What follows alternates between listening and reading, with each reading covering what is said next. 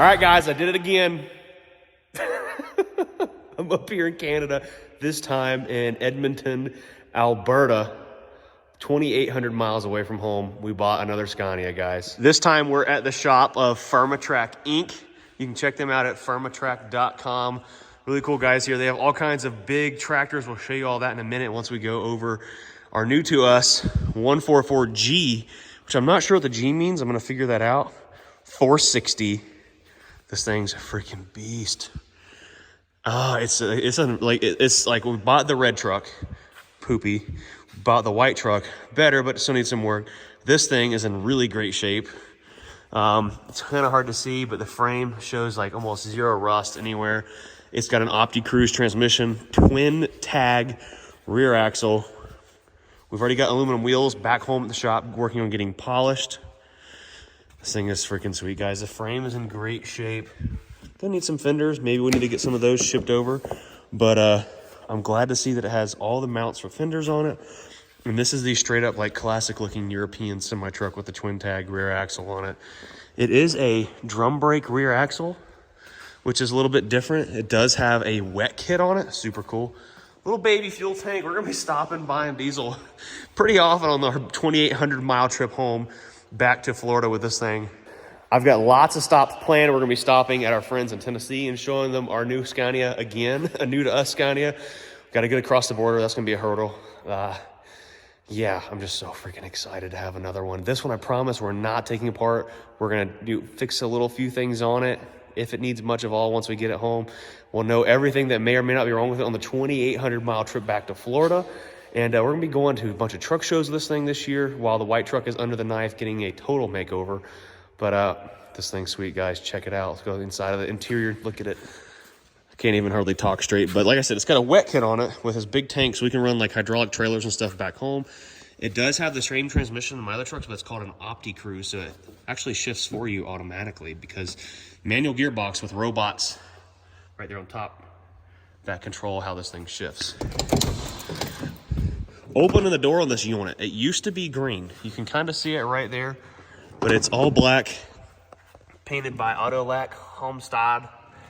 Not sure where that's at, but pretty solid freaking truck, guys. Interior is in amazing condition for a 1998 truck.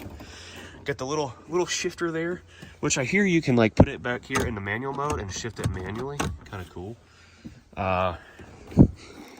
Climbing inside, it's got 943,000 kilometers on the dash. Not sure how many are actually on the truck, but like I said, interior is in great shape. I've got to find the heater, because this thing is equipped with one of those little Webasto heaters. Oh, it's got tire chain things. Not sure if it still has them or not, but it's got some digital stuff going on up there in the dash because of the OptiCruise, I'm assuming. Oh, what is this? I don't know. We got to find the heater dealio. I'm assuming that's the hydraulic pump. I'm not sure what that is. Maybe you guys can tell me what that switch does. That looks a little different. I know that lifts the rear axle, but I'm not sure what that does. So this one, the heater, AC, everything works in this truck. The dash is not like all sticky and nasty over there. We've got a full bed back here. I'm sleeping in this truck, by the way, on the way home. Up top, this thing is just in really, really great shape. Gotta figure out where the heater is though, because it is cold here in Canada. It does look like it does come with some hella lights for us to install. I'm not sure if Ferdinand's gonna let us have those. Hopefully I'm not butchering his name. Another crazy story is the fella that owns this truck that we bought it from is also a Dutch farmer, like our buddy Raymond we bought the last white Scania from. So what do you think about this beast, guys? I think it's so freaking sick. All right, with all that being said, we're gonna crank this unit up. I wanna find a place to put my phone on this here treader. Right there. I think that'll work. If I can get it to sit still here. All right.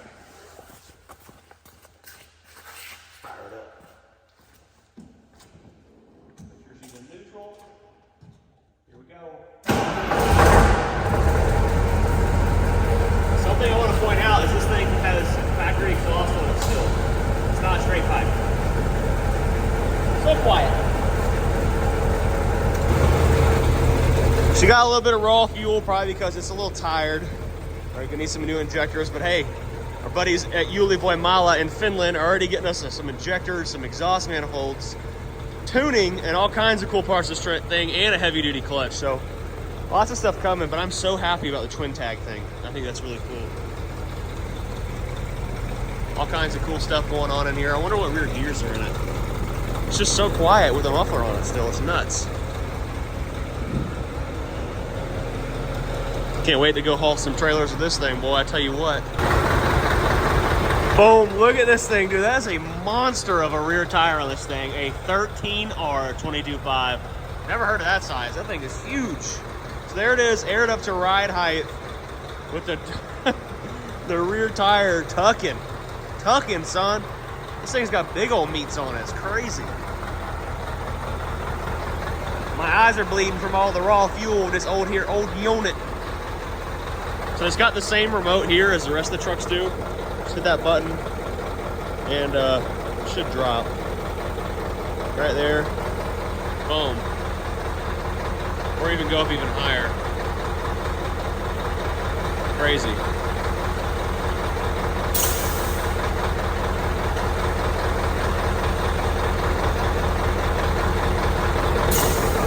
Full working, nice Scania seat. I mean, there's just like fire extinguisher. It's even got the thing to blow the trash out of here. Look at that. Lots of factory stuff in this truck that's still in really great shape. So there you have it, guys. Our brand new to us Scania 144G. Super pumped. Man, I'm even more excited about this one than I was the last one. We have lots more really cool news coming up. But let's check out the huge tractor collection here at Firmatrac Equipment. You can check them out at firmatrac.com. He sells all this equipment right here in near Edmonton, Ponoka or Pocona. One of those two here in Canada. This is only half of the big tractor collection. All right, guys, so here's the man, Ferdinand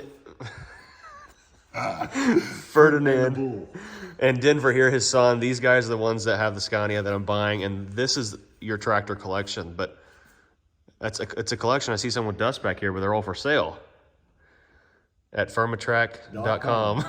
You know what my domain is? Have you seen mine? My website for my equipment? No. Buyatractor.com. Oh, that's handy too. I just need to list all of your equipment on mine so you get some Florida exposure. There you go, there you go. Hey, you never know. They are in Texas, California, and Washington, so they're all over. Yeah, so this is crazy. I've never seen a tractor. I mean, this thing doesn't even fit in the frame, guys. So what horsepower is this? This is a Fendt. It's 360 horsepower. It's a 9 series. So what is okay, so it's a 9 series 360, so that's why the 936. Yeah. Okay. Man, these tires are huge. Look at that. These are just the front tires. And these are all like independent front suspension. Why do they do that? Is that just for like adapting to the ground? Or? Yeah. And they go 50K an hour, so that's a lot more stable. And so they have front brakes on them then, or no? Yeah. Really? That's crazy. Even an 8R back here. Like, this is a big tractor back home. An 8R is a huge machine. Look at these front tires on this beast. More independent front suspension. Not used to seeing any of this stuff. So these are all on your website, though? Yeah. Everybody back home is John Deere people. Crazy. So Denver, I grew up around tractors too, just like you. Nice. But you love every day of it, or does it all just work for you? Well, I like driving tractors. Yeah. I don't like cleaning the windows. Yeah. That's a have to. Everything up here is cab, so back home everything's open for the most part. Like, if you have a cab tractor back home, it's like luxurious. Yeah. Here, it's just a standard thing. Yeah. Oh yeah, mine is 40. You want to have a cab. So, like, how many hours on a tractor like this? I mean, to me, it looks like it's a low-hour machine. But This is a 2008 with 4,400 and some hours. This is 1,100 hours. That's 900 hours. That's 1,100 some. That's 1,000 some. That is 3,900 hours. Let's see. 3,900 hours. People don't take care of their equipment back home. Like, these are all like in really nice shape compared to most tractors with 1,000 hours on them. They've been whooped on pretty hard. I know. I want to sell nice, clean equipment. So what's up with this Kubota here? I mean, That's an inheritance from my father. it sticks out like a sore thumb in here. Yeah. Can't get rid of it though. My wife knows how to drive it, and the kids know how to drive it. See, like this is more of the style and size of machine that we have back home. Even this one's big. This is a 120 horse machine. Yeah. Yeah, this is still a big tractor back home. Wow. There's a small over here. It's a nice short tractor for anybody. Yeah. So now over here in the shop where the Scania is, there's all kinds of other stuff. There's a Claas. Is that how you say it? Claas? Yeah, Claas Zerion. Where are those built at? Germany. All. How big the hood is on that thing. It's insane. So all the smoke's still settling in here. There's some New Hollands right there. I feel like we should load some of these up and go to France and we'll join the protest. Crazy. That thing's a beast. How much does something like that weigh? That looks like a pretty heavy machine. That's probably 15,000 kgs. Wow. Oh, you've got one of these special edition. What do they call this tractor back here? Blue power. Yeah. I remember seeing one of these at the farm show back home. It's sold in Northern BC. That color's like so close to what's on my semi-trucks too. I can't get past the big tires. I'm just not used to seeing that. So this one's not, or is it independent or no? No, it is? Well, it's suspended from back. Oh, okay. So that it can move up and down, raise up and down. Gotcha. Front PTO. That's a pretty standard thing up here, isn't it? Well, not here, but that's why I bring them in like this. Because people use them here? But yeah, So what do they run off the front then? mowing. Oh, Mowing and snow blowing. makes sense. Instead of having to back up everywhere to snow below. This looks like a fairly new machine. It is 10 hours. So brand new. Wow. The cab sits on shocks. That's nuts. Cheaper than any other dealer. So you got the deals. Like to think so. Yeah,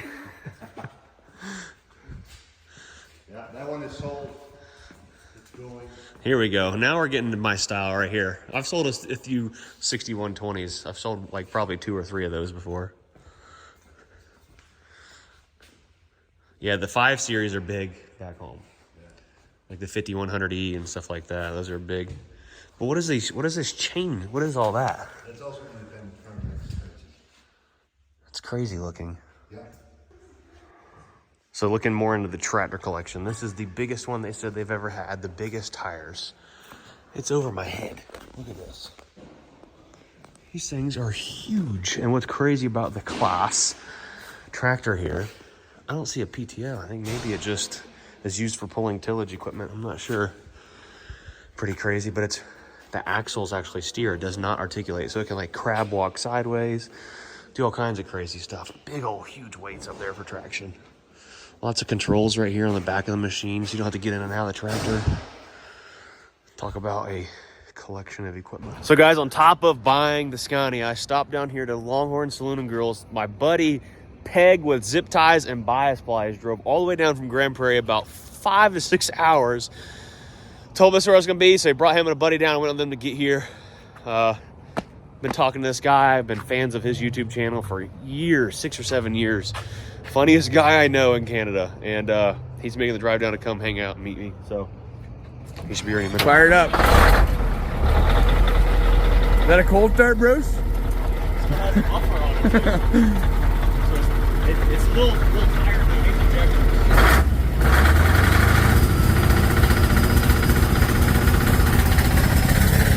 Oh, it smells like an old 7.3, eh? You can almost hear it pinching. Oh, it's fuel pinching. How dare you? So when you're doing donuts on ice there, Bruce, when you get fucking grippy to slippy, Yeah. that's can fall over on you, but Is this a paved parking lot? Looks like I it is. don't know. Floor it around and find out, or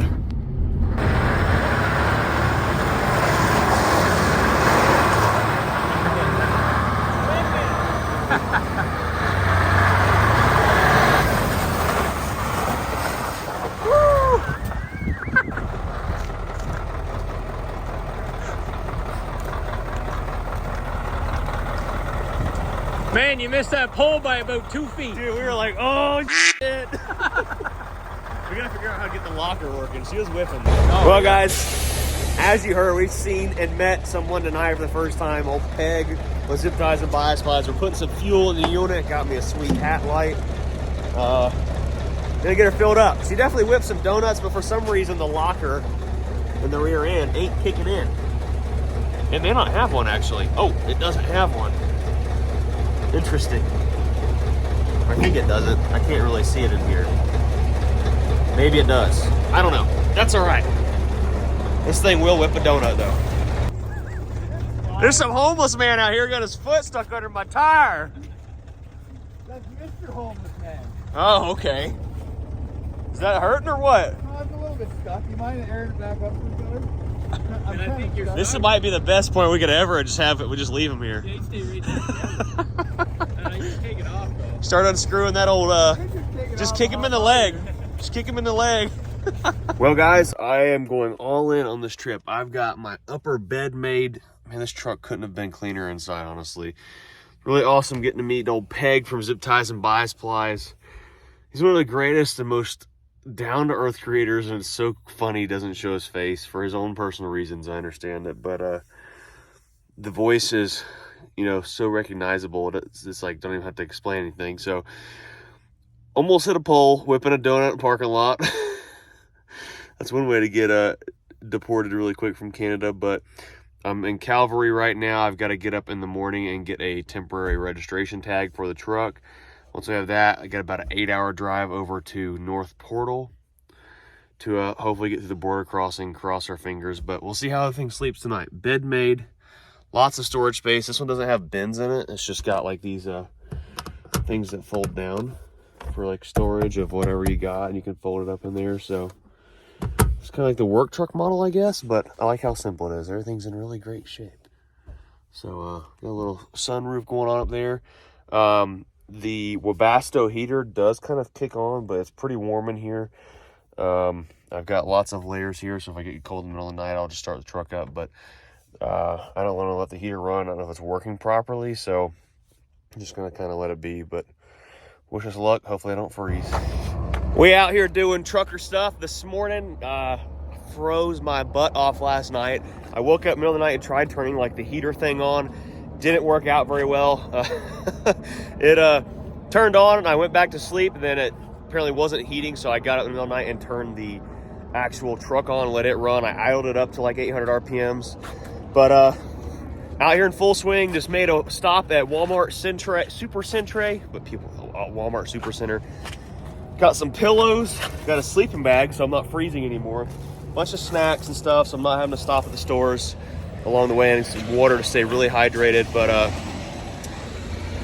went to the DMV this morning, Department of Motor Vehicles here in Canada in Alberta, and they said I got to have some kind of a special yellow card in order to get a temp tag. So I'm waiting on my insurance company to send me that.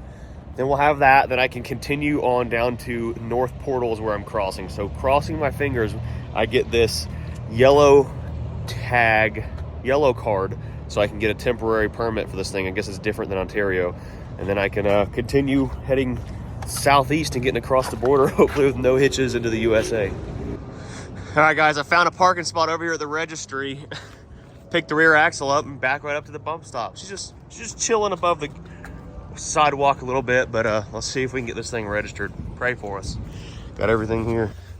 Well, guys, there you have it. We got our in-transit permit. I'm gonna stick this on the windshield and head for the North Portal border crossing. Fingers crossed everything goes right. So something I've learned after last night was the speedo is actually pretty off. So right now we're doing about 70 kilometers when in all reality we're doing like 90 kilometers. So just 20 kilometers off. At 1400 RPMs, we're doing like 75 miles per hour. So with those big tires on the back, the 13R 22.5s, they've got this thing way off, and I think maybe the rear gearing has been changed to have a little bit faster highway speeds. So this thing gets down with the get down, but it only has that small fuel tank, so that's going to cause a few issues along the way. So we're right at half tank now. I'm going to try to keep track of how much fuel we burn the whole way home. Once I fill up right here for the first time, I'll know exactly how much we put in it and how far we've driven, and then we'll start calculating fuel mileage on this trip.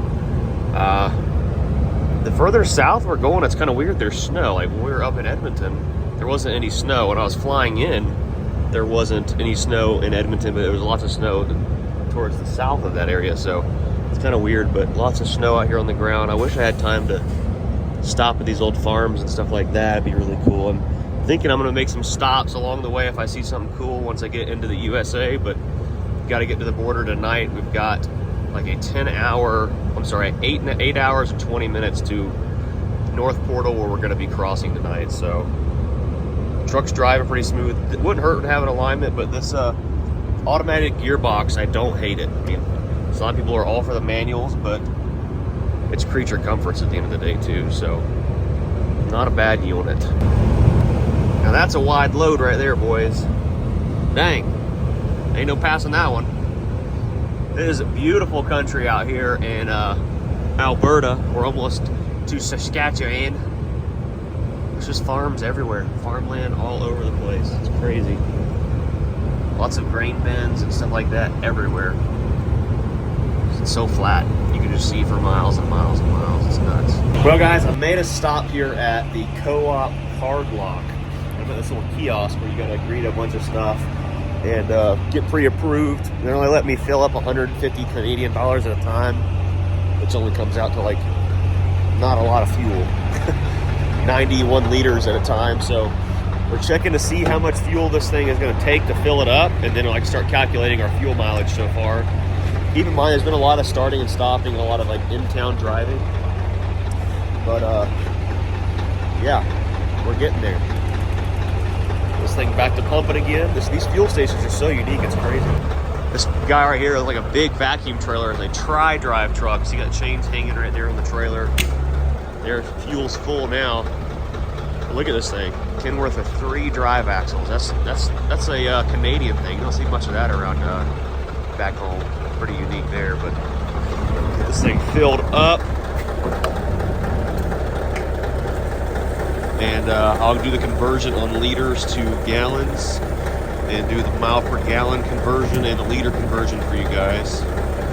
And we'll see just how much miles per gallon we've been getting so far. So guys, after doing the math, we've traveled roughly 200 miles. The truck idled for like, I'd say like 4 hours last night. And we're averaging, with taking that in mind, city driving, idling for 4 hours, and driving 200 miles total. We're at 6.15 miles per gallon.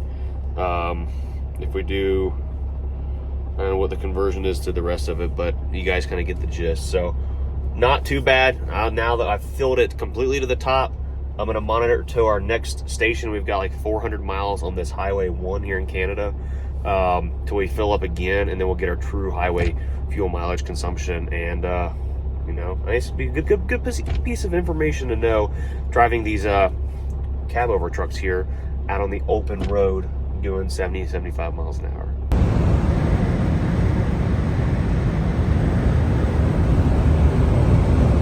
Man, it don't get any cooler than this. Driving out on the open road and seeing a train driving out here next to you. So he's probably headed to the port with a big old load of containers. This is cool. Definitely an experience for sure. All right, guys, I'm about 2 hours from the border here at North Portal, where I'm crossing. I think I probably said it a bunch, but I lose track. I'm so exhausted and tired, but got like 120 miles to go. The past few fuel stops, there's been like zero anything within fuel station to fuel station, so hopefully this will be the last time I top the truck off between crossing the border into the USA. So we're going to calculate the fuel mileage. I've been highway driving this whole time, doing about 70 to 73 miles an hour, so let's fill it up and see what kind of fuel economy we're getting. All right, I got some Red Bull. Hopefully this gives me enough wings to get across the border safely. We've got some Diesel's Hot Shot Extreme. Diesel Extreme Hot Shot Secret. They're guys we work with. I need this to help clean up the injectors because it definitely needs injectors. And got my wife Amber some Caterpillar socks. I'm sure she'll like those. All right, guys, y'all are getting an all-in-one video. Sorry for the glare on the glass and the iPhone. It's so bad, but we're rolling up to the border now. Cross our fingers. We got no issues. Got a GoPro right there. I'm not sure if we're gonna be able to film or not. I'm hoping we can, but we're about to find out. I'm so nervous. Let's go.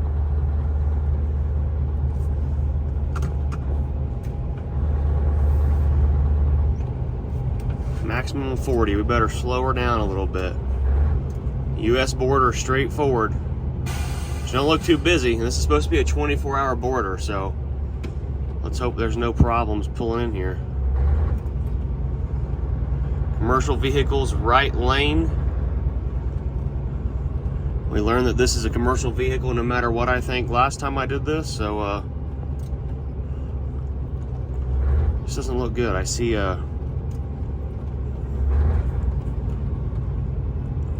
stopping gates out here in the front. I guess I pull through there, I guess. I'm not sure.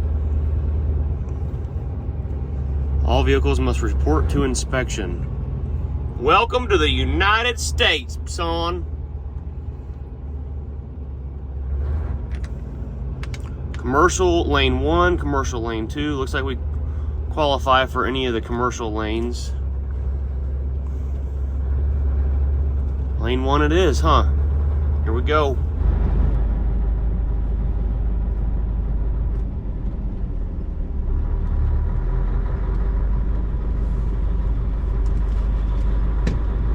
Hour border crossing.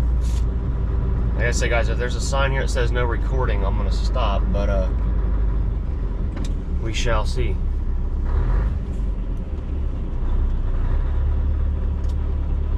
Yep. It says no photography, guys, so I guess I'll let you know if anything comes up. No photography. This is U.S. Customs. Border security area. Photography or taping of video pictures may not be taken in this. So we'll ask him and see what he says. Cross our fingers, it's all right. There's just not anyone out here yet. There he is. All right, guys. I don't know if you can see me or not. Now maybe you can. That was a lot easier than I thought it would be. Literally 5 minutes. He checked my paperwork out and said have a good night.